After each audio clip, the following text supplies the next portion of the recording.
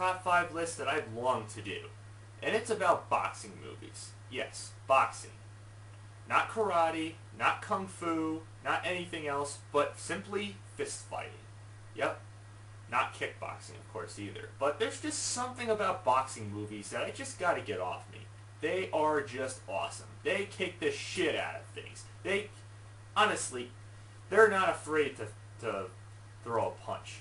I mean, they're just awesome for the most part. Being that I'm not really a fan of professional boxing on TV when it's actually shown in real life, but movies on the other hand, I'm just a big fan of. I don't know what it is about them. They're just satisfying to watch. They're usually great, they're usually well acted, and they usually have great backstories to them most of the time. And this is what brings me to a top 5 list. Best boxing movies. Obviously it's one per franchise, if you know what I'm talking about. You'll get the gist of it. But yes, top 5 best boxing movies. As I said before, boxing. Not kung fu, not karate, not kickboxing or wrestling. Simply boxing. And it has to be the main theme of the movie. It can't just be in there for a short period of time, as in no Seabiscuit, and of course you can't count that crappy Pearl Harbor movie by Michael Bay. So here we go, top 5 best boxing movies. Starting with number 5, The Fighter. Yep, this one stars Academy Award-winning Christian Bale and of course Mark Wahlberg as the main character.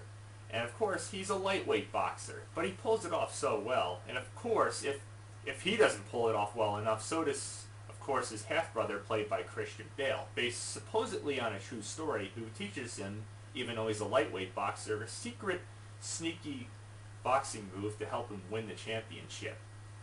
Well, spoilers right there, sorry for that. But of course he gets preoccupied with his own personal life after he pretty much gives up on himself and, well, pretty much meets the love of his life, even though his family of his pretty ugly sisters, I mean, Christ, who couldn't agree with me on that one? I mean, no offense on that one, but I'm sure anybody can agree. They're not taking a liking to her, played by Amy Adams, of course. But the movie, it definitely does have its twists and turns, and it's very well done. I mean, who couldn't agree that Christian Bale deserved the Oscar on that one, playing the drug-addicted half-brother that he was in that film? I mean, he just nailed it. Who couldn't agree more? Number 4, Cinderella Man. Yeah.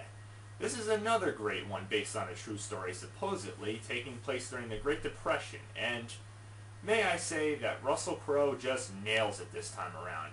Of course, it's during the Great Depression, so you can obviously expect family struggles, trying to keep his family alive, and, well, housed in, especially during the winter, during tough times.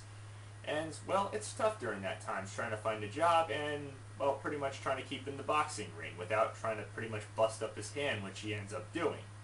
And, well, there's not much to say there. Go check it out for yourselves. I don't think I have to explain much more.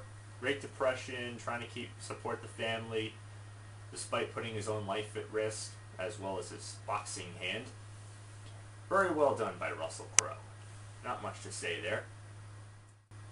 Number 3, The Raging Bull.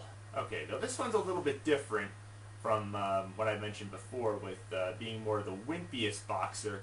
This time around, Robert De Niro plays a boxer who pretty much comes out on top right away, but becomes more of a show-offy type person, and his family doesn't really like it that much. So, of course, it focuses more on the family issues as he tries to get more reacquainted with them. And, well, I don't think I have to explain much more there. As I said before, go check it out for yourselves. Well worth it. Robert De Niro nails it. Number 2, Million Dollar Baby. Yeah. Well, obviously this one, as you'd expect, stars Hilary Swank as a female boxer. Yeah, little twist and irony right there, right? Tired of seeing male boxers? Well, here you go. I guess this is to make up for, if you can really say, the horrible 4th Karate Kid movie called The Next Karate Kid.